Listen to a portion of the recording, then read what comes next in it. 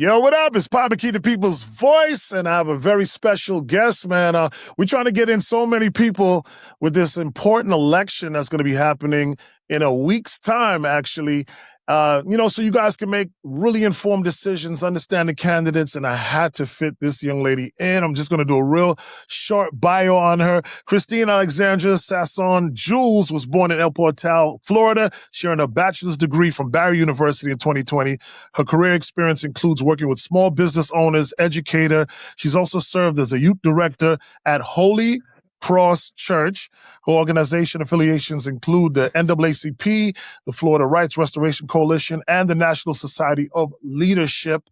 And she's no stranger to these campaigns. They don't get any easier on us or her, but she's in it. She's led to serve the people. You know what I mean? And when that's on your heart, and that's what you feel that your job is to do, you will be relentless, and that you have been. Welcome to the show. How you doing, Christine? Thank you so much, Papa Keith. I'm so honored to be here. Hi, everyone. Thank you for watching. It is so great to be here on the show and out on the battlefield running for State Senate District 34. For those of you that don't know me, as Papa Keith so amazingly announced me, I am Christine Sanon-Jules Olivo, and I am running to be your next state senator. That's what's up. I'm sorry if I messed up any name pronunciations. I'm known for that. But I do appreciate you. Now explain what your district covers so people can understand. All right, so we've got a little bit of Overtown, then we move up to Liberty City, Brownsville. We have Little Haiti, El Portal. We've got North Bay Village, Bal Harbor, Bay Harbor Village. We've got Opelika, Miami Gardens, North Miami Beach. We have Ives Estates, Biscayne Gardens. You name it, we've got it, and we're ready to serve all of it.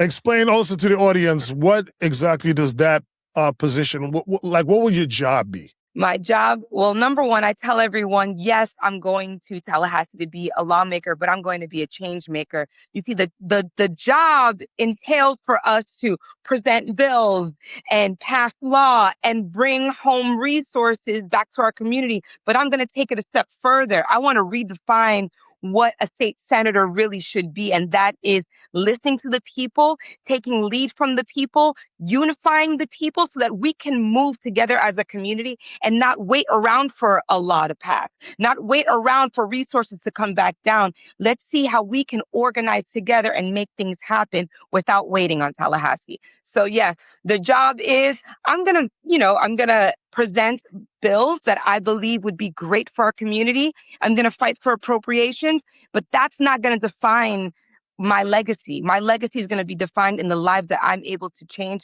just from my community. That's amazing. That's amazing. Now, let me ask you this. With that district, and I mean, it's so vast and to be a change maker, what are the people, when you go on a campaign trail, what are they asking of you? What are they asking for you to bring back from Tallahassee to them as your constituents, if you are given that position? Well, what they're asking is actually a large part of my platform. Number one, they're asking for stability. One of the bills on my platform, I like to call it Never Miss a Bill, where we have a 3-month emergency savings that anyone can tap into to pay their necessities while they're in the waiting for a better job, waiting for a paycheck.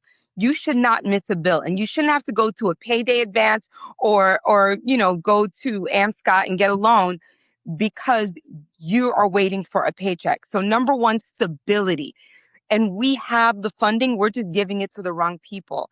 I'm going to fight to make sure that our community, when they need emergency funds, they have access to it. That's number one. That'll get us to stability. Number two, they need jobs. People want to work. Especially, I want to give a shout out to our Black men. Our Black men out there that our men are created to be providers, and yet they are finding it so hard to just get a job. I want to fight to bring back the film and television entertainment tax credit so that we can bring those 150,000 jobs that went to Georgia, bring them back home so that we can employ our own and have higher paying jobs. They're also asking for affordable housing, not just affordable housing as far as rent is concerned. They want to be able to purchase to own. One of the things that I'm proposing is the Florida Keys to Home Act, meaning we put the keys in your hand so you can get that home. How? We are going to lower the income restrictions and lower the housing cap so that more people can tap into the funding that the county has for down payment assistance. It's either you make too much or the house is too expensive. No, like we need to be able to tap into this funding for everyone. Everyone, regardless of what your income is, we should be able to tap into that funding. So those are just some of the things that people are talking about right now. That's what's up. It's good to know that you're addressing their actual issues. Now, a lot of people go up to Tallahassee, man, and there's a lot of pushback. Democrats don't have it, and you're running as a Democrat, correct? Yes, I Right. am. D- d- I'm a lifelong Democrat.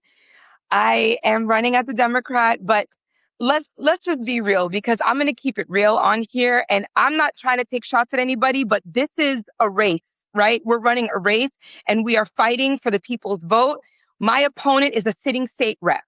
She has gone up to Tallahassee for 4 years in a row and has not been able to deliver because she can't work across the aisle. At the end of the day, I am going to work across the aisle. I have no choice because the people, when I knock on doors, people are saying, we love the fighting. That's great, but we want the resources. Can we get the resources first? They want their needs met. We do not meet the people's needs every time we go up there and we just clash and fight with the other side. At the end of the day, the Republicans hold the purse. We need to know how to work together, how to unify and bring the resources back for So, the community. so And let me that's what I'm ask you going to do. this.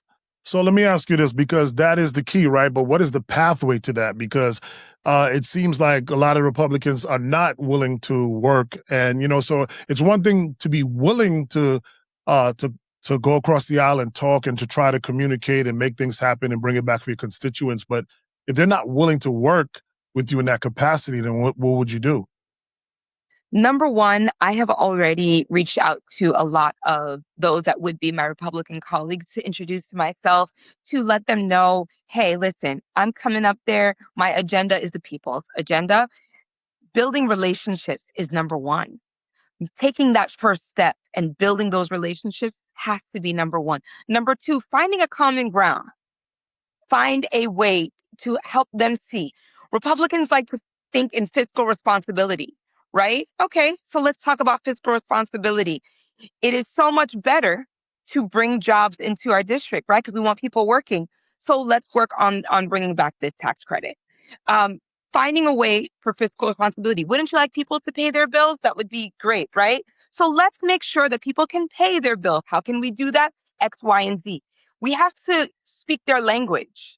They want, they don't want handouts. All of the bills that I proposed already have budgets.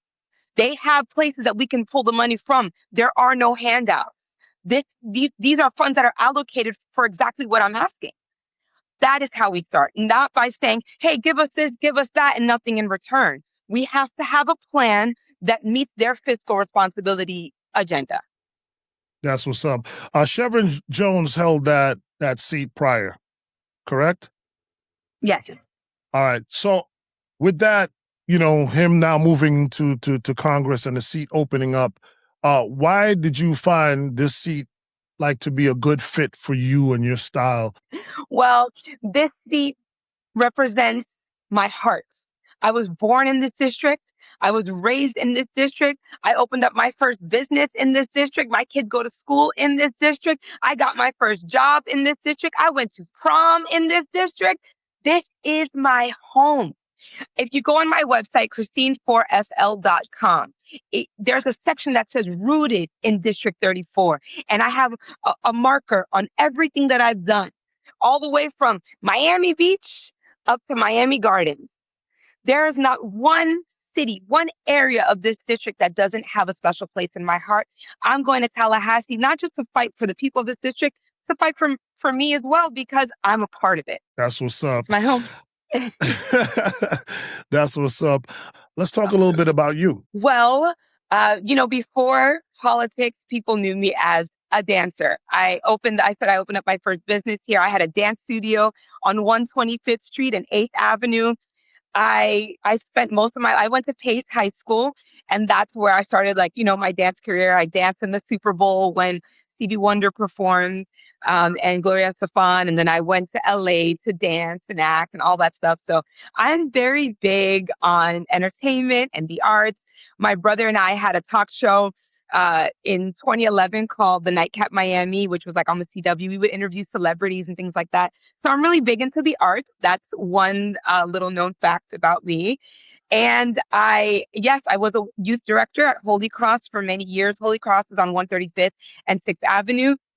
I love the Lord. My faith is everything to me ever since I was a little girl. And even right now in this race, we are doing a 34 days prayer, 34 for District 34. And today is actually day 27. So every day I go on live and I pray because I believe that God is a part of everything I do. So those are just two little known facts about me. And I'm a mom. I'm a boy mom. My boys are 10 and 8, and they are Beautiful very, family. very hyper. They're fun. They love soccer and they love anime. Maybe they get some of their energy from their mom. I don't know. I think so. I think so. That's what's up. That's what's up. Well, you listen, I just wanted the audience to get to know you and help to make a really smart decision when it's time for them to go to the polls. So at this time, please tell them why they should vote for you, Christine. There are a few things that you should look for when you are choosing your next state representative, state senator, congressman, or congresswoman. There's a few things that you should look for. Number one, are they down for the people?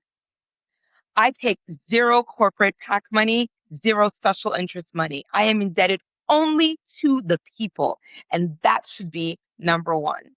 Number two, will they listen? I have spent years on the ground, knocking on doors, listening to what the people need, not making my own decisions on what I think the people need, but listening to what the people need. Number three, do they take action? When the Trump administration canceled TPS last June, I immediately organized a TPS town hall. We did 14 town halls from North Miami all the way up to Belle Glade. Action. I am about action. And are they courageous? The first time I ran for office was in 2020. I didn't ask permission. I did not. I fought for what I thought was right because I knew that the people were looking for a new champion.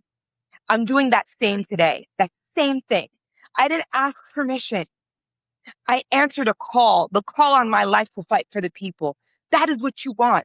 Someone that is courageous, that's not going to just wait their turn, but that's going to go down and take it. I tell everyone, the Bible talks about a gentleman that was sick, that was trying to get to Jesus, and his friends could not get him through the crowd, so they tore the roof off. You need a leader that is willing to tear off the roof to fight for you. And Christine Sanon-Jules Olivo is that leader. Vote for me August 18th. Actually, go vote now. I'm number 98 on your ballot. Thank you so much. That's right. Early voting is going on right now. Christine, good luck, honey. I wish you all the best. Thank you for all the work you do in the community. And you know what I mean? I know it's a tough race, man, but good luck to you, okay?